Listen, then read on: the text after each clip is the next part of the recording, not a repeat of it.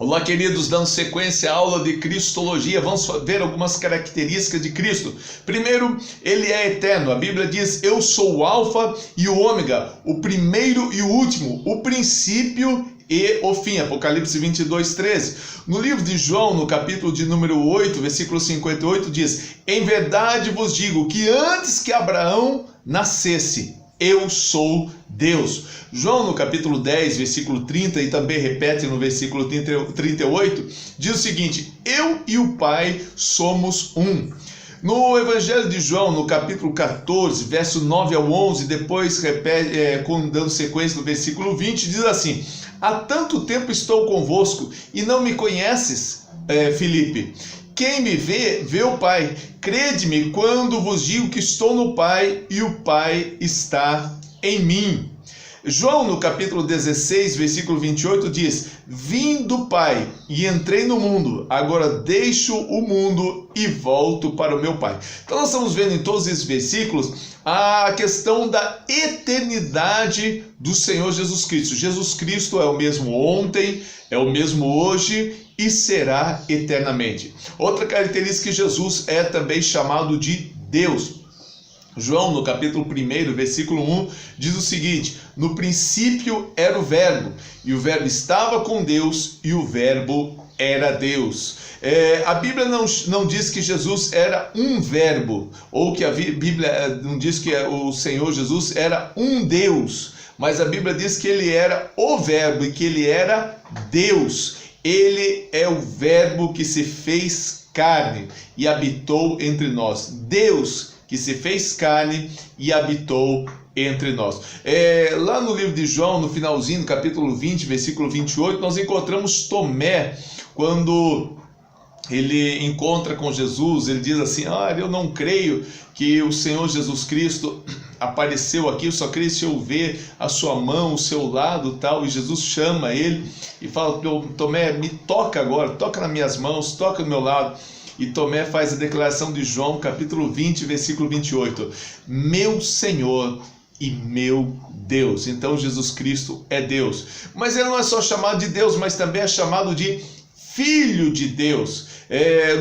No livro de Mateus, capítulo 3, versículo 17, diz: eis uma voz do céu que dizia: este é meu filho amado, em quem tenho grande prazer, ou em quem me comprazo. Mateus capítulo 17, versículo 5 diz: e estando ele ainda a falar, eis que uma nuvem luminosa os cobriu, e da nuvem saiu uma voz que dizia: este é o meu filho amado, em quem me comprazo, escutai-o. Então, a Bíblia diz: este é meu filho amado, o meu filho amado, não diz um dos meus filhos, né? E a declaração de Pedro, quando Jesus falou: olha, vocês estão vendo por aí, as pessoas estão falando de mim, eu quero saber o que as pessoas falam de mim. Em Mateus capítulo 16, versículo 15, diz o seguinte: e disse-lhe: e vós, quem dizeis que eu sou? E Simão Pedro respondendo disse: tu és o Cristo, tu és o Filho do Deus vivo. Então Jesus, ele é chamado de eterno, ele é chamado de Deus e também é chamado de Filho de Deus. Marta, encerrando esse assunto, ela diz o seguinte no livro de João, no capítulo 11, versículo 27: sim, Senhor, eu creio que tu és o Cristo, o Filho do Deus vivo, que havia de vir ao mundo. Mas vamos ver alguma coisa a respeito do caráter de Jesus. Pulando agora para um outro assunto dentro da Cristologia, o seu caráter. Primeiro, anota aí: santidade. Santidade. Jesus era isento, totalmente isento de contaminação com o mundo. 1 João capítulo 3, versículo 5. Vivendo plena conservação de pureza. Veja bem, Mateus capítulo de número 8, versículo 8 diz o seguinte: e o centurião romano respondendo disse: Senhor, eu não sou digno que o Senhor entre debaixo do meu telhado, mas dize somente uma palavra e meu criado sarará. Marcos capítulo 1, versículo 7 diz: e pregava dizendo: venha após mim aquele que é mais forte do que eu, do qual não sou digno de, abaixando-me, desatar as correias das suas sandálias. Isso quem falou foi João Batista em Marcos capítulo 1, versículo 7. Então, a pureza do Senhor. Jesus era tão puro que as pessoas não eram dignas de que ele entrasse na sua casa, não eram dignas nem de se abaixar e desatar as correias da sua sandália. Outra característica de Jesus é o seu amor. Olha que lindo, Jesus nasceu por amor a nós, viveu e morreu por amor e nos perdoa de todos os pecados simplesmente pelo seu amor.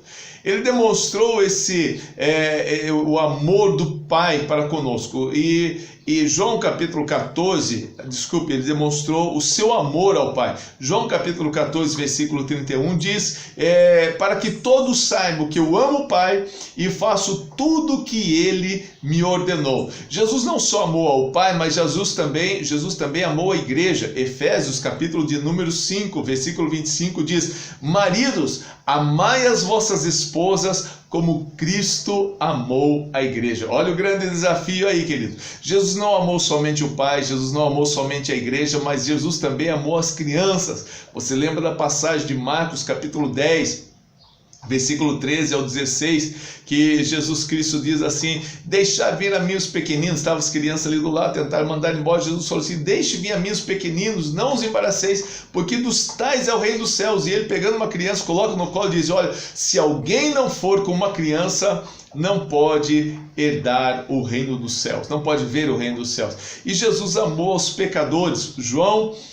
Romanos capítulo de número 5, versículo 6 a 8, diz que dificilmente alguém morreria por um pecador, mas Cristo prova o seu amor para conosco, sendo nós ainda pecadores, Ele nos amou. E Jesus demonstra o seu grande amor para com os seus amigos. João capítulo 15, versículo 13 diz, ninguém tem amor maior do que este, de dar a sua vida pelos seus amigos, amigos pecadores, amigos falhos, amigos transgressores como eu e você, mas Jesus continua nos amando com o seu amor eterno.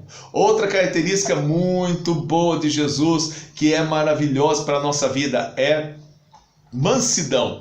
Sua tolerância foi notória para com os seus inimigos, entre os fracos, entre os enfermos, e até mesmo quando ele corrigia e repreendia, ele demonstrava a sua grande mansidão. Atos capítulo 8, versículo 32 diz que foi levado como ovelha para o matadouro, e como está mudo o cordeiro diante dos que o tosquiam, ele não abriu a sua boca. Jesus, ele nos amou de uma maneira maravilhosa, e mesmo podendo, ele disse que ele poderia mandar uma legião de anjos para acabar com toda aquela história, aquela situação, mas mesmo assim ele não abriu a boca e demonstrou seu grande amor para conosco. Outro caráter de Jesus é a sua humildade. Ele mesmo podendo, ele nunca buscou a sua própria glória, mas humilhou-se em forma de servo. Olha nos versículos que eu acho maravilhoso de Filipenses. De sorte que haja em vós o mesmo sentimento, de sorte que haja em vós, em mim e em você, o mesmo sentimento que houve em Cristo Jesus, que sendo na forma de Deus, não teve por usurpação ser igual a Deus, mas aniquilou-se a si mesmo, tomando forma de servo, e fazendo-se semelhante aos homens, e achando-se na forma de servo, fazendo-se semelhante aos homens, achando-se na forma de homem, humilhou-se a si mesmo, sendo obediente até a morte e morte de cruz. Ficou meio confuso, né? Vou ler novamente. De sorte que haja em vós o mesmo sentimento que houve em Cristo Jesus, que sendo na forma de Deus, não teve por usurpação ser igual a Deus, mas aniquilou-se a si mesmo, tomando a forma de servo, fazendo-se semelhante aos homens, e achando-se na forma de homem, humilhou-se a si mesmo, sendo obediente até a morte e morte de cruz. Filipenses capítulo 2, versículo 5 até o versículo 8. Então nós entendemos que assim como o Pai, o Filho, tem os mesmos atributos do Pai, o Espírito Santo também tem os mesmos atributos. O Pai, o Filho e o Espírito Santo são um. E eu quero aqui encerrar falando rapidamente sobre os atributos que temos nos três. Onisciência, os três sabem todas as coisas. Onipresença, os três estão em todos os lugares. Onipotência, os três podem todas as coisas. Eternidade, vida, os três têm vida em si mesmo. Imutabilidade, os três não mudam. Autoexistência, ninguém precisou criar, eles existem em si mesmos. De eternidade em eternidade, o Senhor Jesus é Deus.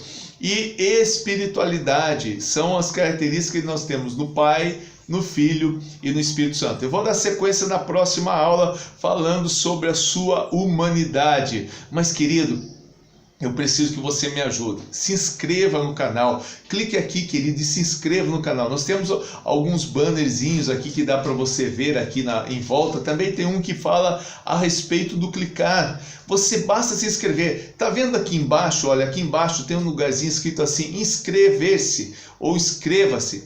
É só você clicar nele, já vai me ajudar bastante. Outra coisa que eu preciso que você me faça, dá um joinha aí, ó, gostei. Isso tem uma importância muito grande no YouTube. Quando você dá esse joinha no YouTube, o que acontece? O YouTube vai divulgando mais o meu trabalho e outras pessoas vão assistindo também. Então, se inscrever e colocar aqui gostei ou não gostei, de repente, né? Isso vai me ajudar bastante. Até a próxima aula, querido. Deus te abençoe em nome de Jesus.